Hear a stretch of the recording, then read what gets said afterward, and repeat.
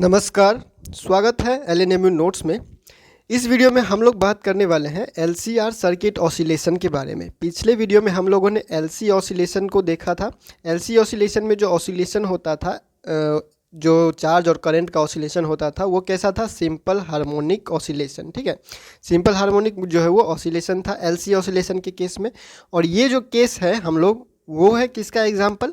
Damped oscillation का example. Damped harmonic oscillation का एक एग्जाम्पल है एलसीआर सर्किट। हम लोग इसको डिस्कस करेंगे क्योंकि आप लोगों के जो सिलेबस है उसमें इलेक्ट्रिकल सिस्टम करके एक टॉपिक दिया हुआ, इलेक्ट्रिकल ऑसिलेशन के नाम से एक टॉपिक दिया हुआ, इसीलिए इसमें जो है वो तीनों में एक एक एग्जाम्पल करके हम लोग जो है वो डिस्कस कर रहे हैं, ताकि आपका सिलेबस कवर हो जाए और आपका जो है वो एक तरह से नोट जो है वो रेडी हो जाए। तो देखिए, जैसा उसमें था उसले वैसे ही सर्किट हम लोगों ने इसमें लिया है। इसमें सिर्फ ऐड क्या किया गया है? इसमें रेजिस्टेंस ऐड किया गया है, जो है वो रेजिस्टर एक आर जो है वो ऐड किया गया है। ठीक है, सेम उसी तरह यहाँ पे जो है वो बैटरी लगाया गया है। यहाँ पे एक स्विच है, इस स्विच को ऑन करेंगे तो इसमें करंट दौड़ेगा। ठीक है, करंट दौड़ेगा और जो है वो कैपेसिटर क्या होता है? चार्ज होना स्टार्ट होता है। तो चलिए मान लेते हैं कि इसमें क्या करते हैं, अब हम लोग जो है वो स्विच ऑन करते हैं। सर्किट का स्विच ऑन करेंगे तो सर्किट का स्विच ऑन करेंगे। ठीक है, सर्किट का स्विच ऑन करेंगे तो बैटरी से क्या होगा? यहाँ से जो है वो कुछ करंट निकलेगा और ये जो है ये क्या होगा? सर्किट में कोई करंट फ्लो होना स्टार्ट होगा और कैपेसिटर जो है वो चार्ज होगा। कैपेसिटर चार्ज होने के बाद इसको हम लोग हटा देंगे, इस बैटरी को जो है वो यहाँ से हटा देंगे। तो बैटरी को हटाने के बाद ये कैपेसिटर क्या होगा? धीरे धीरे डिस्चार्ज होगा। इसके थ्रू, ये आर और एल के थ्रू ये जो कैपेसिटर है वो धीरे धीरे क्या होगा? डिस्चार्ज होना स्टार्ट होगा। ठीक है, तो चलिए हम लोग मान लेते हैं कि जो करंट दौड़ रहा है, सर्किट में जो करंट फ्लो हो रहा है वो आई है और चार्ज जो है वो क्यू है। और करंट आई है जो सर्किट में फ्लो कर रहा है। तो कैपेसिटर के अक्रॉस जो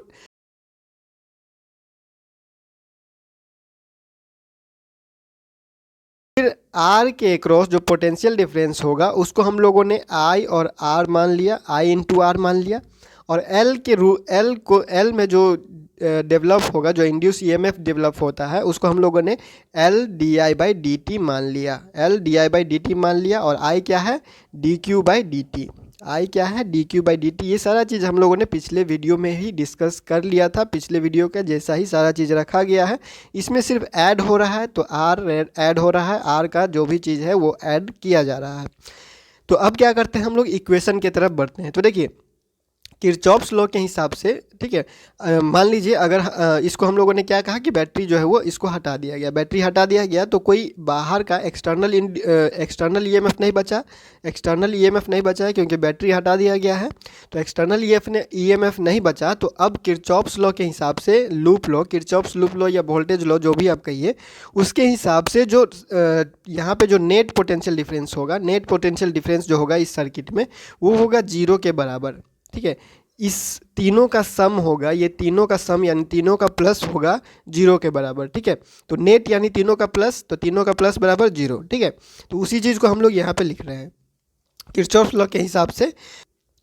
ये हो गया एल के अक्रॉस, ये हो गया आर के अक्रॉस और ये हो गया हमारे पास सी के अक्रॉस। तीनों का सम है 0 के बराबर। किरचॉफ्स लॉ के हिसाब से चल रहे हैं।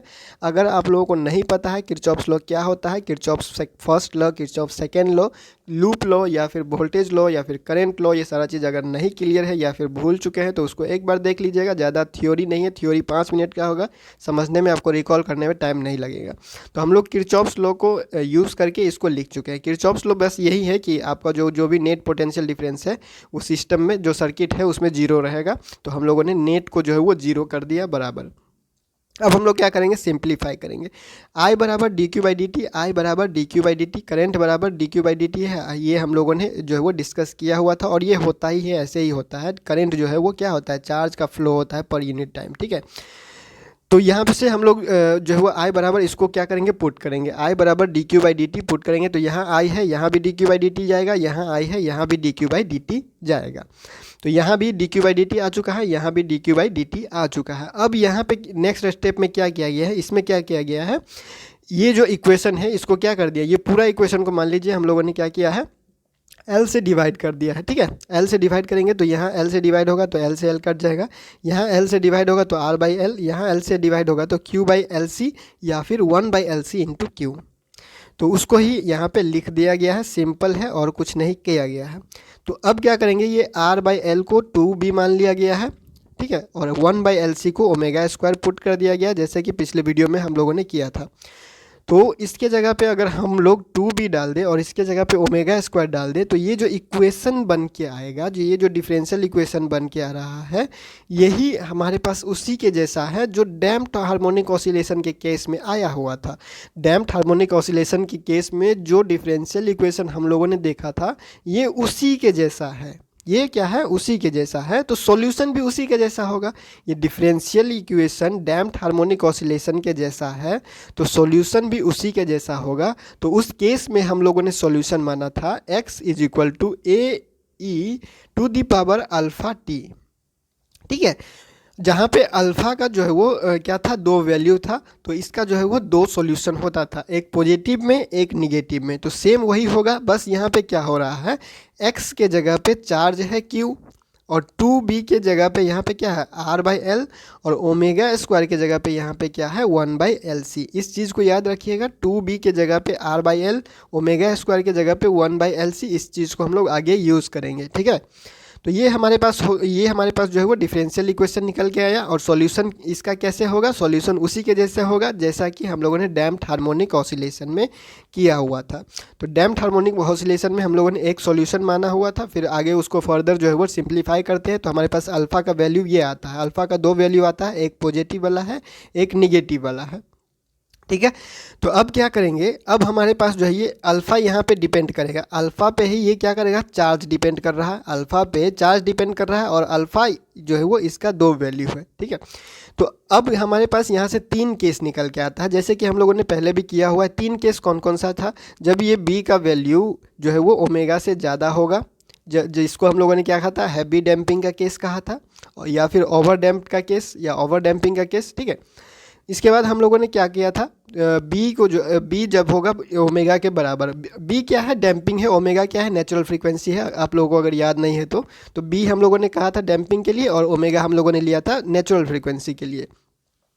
बी बराबर ओमेगा सेकेंड केस होगा, जिसको हम लोगों ने क्या कहा था, क्रिटिकल डैम्पिंग का केस। और बी लेस देन ओमेगा होगा, जिसको हम लोगों ने कहा था क्या, लाइट डैम्पिंग या वीक डैम्पिंग का केस, ठीक है, या फिर स्मॉल डैम्पिंग भी बोल सकते हैं। तो ये तीनों केस में अब कैसे क्या इक्वेशन निकल के आ रहा है और कैसा जो है हम लोगों के पास जो है वो कंक्लूजन निकल के आता है, ये हम लोग देखते हैं। ऑसिलेशन कहाँ पे हो रहा है या फिर नहीं हो रहा है, कौन सा केस में क्या डैम्प्ड हो रहा है, नहीं हो रहा है। तो इसको अगर हम लोग देखें तो बी के जगह पे, यहाँ पे बी के जगह पे जो भी केस है, उन तीनों केस को अगर बारी बारी करके देखें तो यही जो है, यही हमारे पास है डिसाइडिंग फैक्टर है। इसी को हम लोग को ध्यान में रखना होगा। ये जो इक्वेशन है ई टू दी पावर जो भी है यहाँ पे एक्सपोनेंशियल जो पावर है, इसको हम लोग को डिफाइन जो है वो ध्यान में रखना पड़ेगा, क्योंकि ये अल्फ़ा है और अल्फ़ा पे जो है वो चार्ज डिपेंड कर रहा है, अल्फ़ा पे जो है वो चार्ज डिपेंड कर रहा है। तो पहला केस क्या है, बी जो है वो लेस देन ओमेगा, ठीक है, बी क्या है, less than omega, sorry B क्या है, ग्रेटर देन ओमेगा, पहला केस। बी ग्रेटर देन ओमेगा और बी तो क्या हो गया, B square greater than omega के लिए हैवी डैम्पिंग के केस में क्या होगा, अब हम लोग क्या करेंगे, बी की जो जिसका वैल्यू माना हुआ था ओमेगा स्क्वायर, जिसके लिए हम लोगों ने पुट किया हुआ था, उसको हम लोग क्या करेंगे, यहाँ पे पुट करेंगे, जैसा हम लोगों ने यूज़ किया हुआ था। हम लोगों ने जो यूज़ किया हुआ था यहाँ पे है 2b को जो है वो r बाई एल माना हुआ था, तो b क्या हो जाएगा, r बाई 2l, b क्या हो जाएगा, r बाई 2l और omega square 1 by L C put किया हुआ है। तो हम लोग क्या करेंगे, इसके जगह पे ये जो है हमारे पास बी स्क्वायर के जगह पे r बाई 2l का स्क्वायर और यहाँ पे बी स्क्वायर के जगह पे ये हम लोग लिख सकते हैं, ठीक है। फिर हमारे पास omega square 1 by L C है, ठीक है। तो यानी कि B square greater than omega square के केस में बी स्क्वायर के जगह पे ये और ओमेगा स्क्वायर के जगह पे ये लिख सकते हैं, ठीक है। तो इस केस में क्या होता है, जो एक्सपोनेंशियल पावर है, यहाँ पे जो एक्सपोनेंशियल पावर है ये निगेटिव में होता है, ये जो दोनों एक्सपोनेंशियल पावर है ये निगेटिव में हो जाएगा। तो ये जो दोनों एक्सपोनेंशियल पावर निगेटिव में होने का मतलब अल्फ़ा निगेटिव हो जाएगा, ये एक्सपोनेंशियल, दोनों एक्सपोनेंशियल टर्म जो है वो निगेटिव होने का मतलब अल्फ़ा निगेटिव हो जाएगा। और अल्फ़ा निगेटिव होने का मतलब, अगर अल्फ़ा निगेटिव हो गया इसका मतलब चार्ज जो है वो एक्सपोनेंशियली घट रहा है। ई टू दी पावर अगर निगेटिव है, ई के पावर अगर निगेटिव है, एक्सपोनेंशियल का पावर निगेटिव है, यानी क्यू का पावर जो है वो एक्सपोनेंशियली क्या कर रहा है, घट रहा है। एक्सपोनेंशियली क्या कर रहा है, घट रहा है, चार्ज घट रहा है। तो कैपेसिटर पे जो चार्ज है, कैपेसिटर पे जो चार्ज है वो क्या कर रहा है, धीरे धीरे क्या कर रहा है, घट रहा है। धीरे धीरे क्या कर रहा है, घट रहा है, बिना किसी साइन चेंज के, बिना किसी साइन चेंज के। कहने का मतलब क्या हुआ, ये जो चार्ज है वो एक्सपोनेंशियली घट रहा है बिना किसी साइन के, मतलब प्लस से माइनस, माइनस से प्लस, प्लस से माइनस, माइनस से प्लस। अगर ऐसा कुछ होता तो ऑसिलेटरी के केस में हम लोग ऑसिलेटरी टाइप कुछ बोल सकते थे, ऑसिलेशन के टाइप कुछ, लेकिन ऐसा नहीं हो रहा है। यहाँ पे जो कैपेसिटर के ऊपर जो चार्ज है वो एक्सपोनेंशियली घट रहा है, नॉन ऑसिलेटरी है। और नॉन ऑसिलेटरी को हम लोग ए पीरियडिक भी बोलते हैं या फिर डेड बीट भी बोलते हैं, या फिर क्या बोलते हैं, डेड बीट भी बोलते हैं। ठीक है, तो पहला केस में क्या हुआ, नॉन ऑसिलेटरी चार्ज, और या फिर अपीरियडिक या फिर डेड बीट। दूसरा केस हम लोग ले तो दूसरा केस में हम लोगों ने क्या कहा, जब b का वैल्यू ओमेगा के बराबर होगा, यानी कि b का वैल्यू अगर हम लोग ओमेगा के बराबर करें तो इस केस को हम लोगों ने क्या कहा, क्रिटिकल डैम्पिंग। तो इस केस में क्या होगा, इस केस में क्या होगा, जो कैपेसिटर डिस्चार्ज हो रहा है या कैपेसिटर के ऊपर जो चार्ज खत्म हो रहा है, कैपेसिटर के ऊपर जो भी चार्ज है वो जो खत्म हो रहा है वो डायरेक्ट जितना जल्दी हो सके उतना जल्दी ख़त्म हो जाएगा, जितना जल्दी हो सके उतना जल्दी ख़त्म हो जाएगा।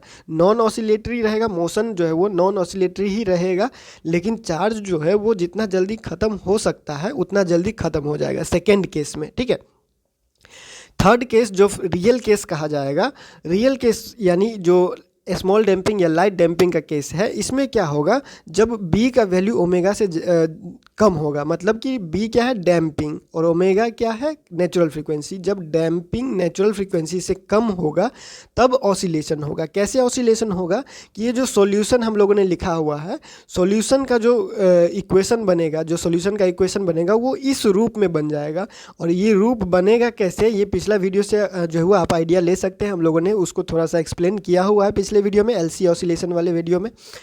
तो ये इक्वेशन जो है वो इस तरह से बन जाएगा, Q के जगह पे X रख के देखिए और Q नॉट के जगह पे अगर A रख के देखिएगा तो आप लोगों को ये सॉल्यूशन पिछले सॉल्यूशन के जैसा, जैसा कि डैम्प्ड हार्मोनिक ऑसिलेशन में आया हुआ था उसी के जैसे आप लोगों को देखने को मिलेगा।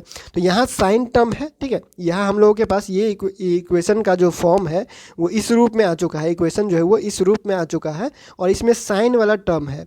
और साइन वाला टर्म होने का मतलब है ऑसिलेशन, साइन वाला टर्म होने का मतलब, और अगर इस कहीं कॉस भी लिखा हुआ है तो उसका मतलब भी वही है, साइन या कॉस का ऑसिलेशन जो टर्म लिखा हुआ है इसका मतलब क्या है, यहाँ पे ऑसिलेशन होगा, यहाँ पे क्या होगा, ऑसिलेशन होगा। The charge begins to oscillate and the electrical system exhibit damped harmonic oscillation।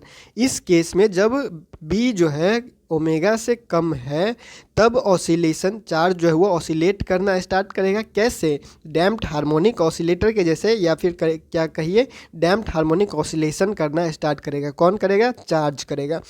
तो चार्ज कैपेसिटर पे जो हो, जो चार्ज है कैपेसिटर पे वो repeatedly becomes positive and negative, eventually decaying to zero. ठीक है, पॉजिटिव से निगेटिव, निगेटिव से पॉजिटिव, पॉजिटिव से निगेटिव, ऐसे क्या करेगा, ऑसिलेट करेगा चार्ज, और धीरे धीरे धीरे धीरे करके क्या हो जाएगा, चार्ज खत्म हो जाएगा, यानी कि जीरो हो जाएगा। ठीक है, तीसरा केस हमारे पास ये हो चुका है। तो डैम्प्ड हार्मोनिक के केस में क्या होता है, डैम्प्ड ऑसिलेशन के केस में क्या होता है, धीरे धीरे जो है वो क्या होता है, धीरे धीरे करके जो है वो ऑसिलेशन रुकता है, धीरे धीरे करके ऑसिलेशन रुकता है, एकदम से जो है वो ख़त्म नहीं होता है, धीरे धीरे करके जो है वो रुकता है। वही केस यहाँ पे हो रहा है, इसलिए इसको जो है वो हम लोग क्या कर सकते हैं, रियल केस बोल सकते हैं। यही हमारा काम का जो है वो केस है, इसी से हमारा काम होता है, यही है हमारा रियल केस। ठीक है, तो ये चार्ज के रूप में आया है, इसको करंट के रूप में कैसे लिख सकते हैं, तो चार्ज को डिफ्रेंशिएट कर देंगे टाइम के साथ, तो ये हमारे पास जो है वो dq/dt करेंगे तो ये पूरा डिफ्रेंशिएशन हो जाएगा, तो हमारे पास I निकल के आ जाएगा, यानी करंट के रूप में निकल के आ जाएगा। करंट के रूप में भी वही चीज़ निकल के आ रहा है। यहाँ पे I नॉट जो है वो, इसको हम लोगों ने एम्पलीट्यूड कहा, यानी कि मैक्सिमम वैल्यू ऑफ करंट कहा है। ठीक है, और हमारे पास ये जो है वो इक्वेशन निकल के आ जाएगा, बस उसको डिफ्रेंशिएट किया गया, सिंपल सा डिफ्रेंशिएशन है। अब हम लोग लिखेंगे फ्रीक्वेंसी, टाइम पीरियड, उसके बाद क्वालिटी फैक्टर, या फिर आगे आप बढ़ाइए रिलैक्सेशन टाइम, ये सारा चीज़ भी वैसे ही लिख सकते हैं जैसे कि हम लोगों ने डैम्प्ड ऑसिलेशन में या डैम्प्ड हार्मोनिक ऑसिलेटर में लिखा हुआ है। फ्रीक्वेंसी क्या होता है? बीटा बाई 2 पाई। और बीटा क्या है यहाँ पे हम लोग जो है वो क्लियर कर देते हैं। बीटा है हमारे पास फ्रीक्वेंसी, डैम्प्ड ऑसिलेशन वाला फ्रीक्वेंसी है, ठीक है। तो यहाँ पे हम लोगों ने बीटा का वैल्यू जो है वो वहाँ पे क्या डाला था? Omega under root omega square minus B square के जगह पे बीटा यूज़ किया था। इसके जगह पे हम लोगों ने बीटा यूज़ किया था, अगर आप लोगों को याद हो तो इसके जगह पे बीटा जो है वो यहाँ पे आ चुका है। तो यही हमारे पास क्या हो जाएगा? जो है वो फ्रीक्वेंसी हो जाएगा। ये हमारे पास क्या हो जाएगा? फ्रीक्वेंसी हो जाएगा। ओमेगा स्क्वायर की जगह पे हम लोगों ने यहाँ पे जो पुट किया है उसको रख देंगे 1/LC, ठीक है। उसके बाद बी स्क्वायर की जगह पे जो हमारे पास है यहाँ से उसको हम रख देंगे। तो ये हमारे पास आ जाएगा फ्रीक्वेंसी। ये हमारे पास आ जाएगा फ्रीक्वेंसी किसके लिए? इलेक्ट्रिकल डैम्प्ड ऑसिलेशन के लिए। LCR सर्किट ऑसिलेशन जो है उसका फ्रीक्वेंसी हमारे पास ये निकल के आया, ठीक है। अगर हम लोग इसमें R को 0 कर दें, मान लीजिए कि यहाँ R जो है रेजिस्टेंस है वो 0 हो चुका है, रेजिस्टेंस 0 हो चुका है, तो हमारे पास जो टर्म बचेगा सिर्फ ये वाला टर्म बचेगा, इतना टर्म बचेगा। और ये टर्म ये जो टर्म है, ये जो फ्रीक्वेंसी है, R 0 होने के बाद जो फ्रीक्वेंसी हम लोग के पास बचेगा वो LC ऑसिलेशन का फ्रीक्वेंसी है। वो क्या है? LC ऑसिलेशन का फ्रीक्वेंसी। यानी कि सिर्फ ये जो R है इस R पे ही डिपेंड कर रहा है ये वाला चीज़, ठीक है। तो ये अगर R 0 है तो ये हम लोग को LC ऑसिलेशन दे रहा है। इसका मतलब अगर हम लोग ये जो R है बस यही एक कारण है जिसकी वजह से ऑसिलेशन डैम्प्ड हो रहा है। यानी ये रेजिस्टेंस जो है, रेजिस्टेंस R है, इसी की वजह से क्या हो रहा है? ऑसिलेशन डैम्प्ड हो रहा है, ठीक है। तो यहाँ से लिख सकते हैं हम लोग, it can be said that here the resistance R along in the responsible for damping off the oscillation, ठीक है। आर क्या है? अकेला एक रेस्पॉन्सिबल फैक्टर है यहाँ पे जिसकी वजह से क्या हो रहा है? ऑसिलेशन डैम्प्ड हो रहा है, ठीक है। तो ये हमारे पास आ चुका है फ्रीक्वेंसी। बस उसी को हम लोग सेम टाइम पीरियड का फॉर्मूला लगा के फिर क्या बोलते हैं क्वालिटी फैक्टर का फॉर्मूला लगा के सेम उसी तरह जो है हम लोग निकाल सकते हैं।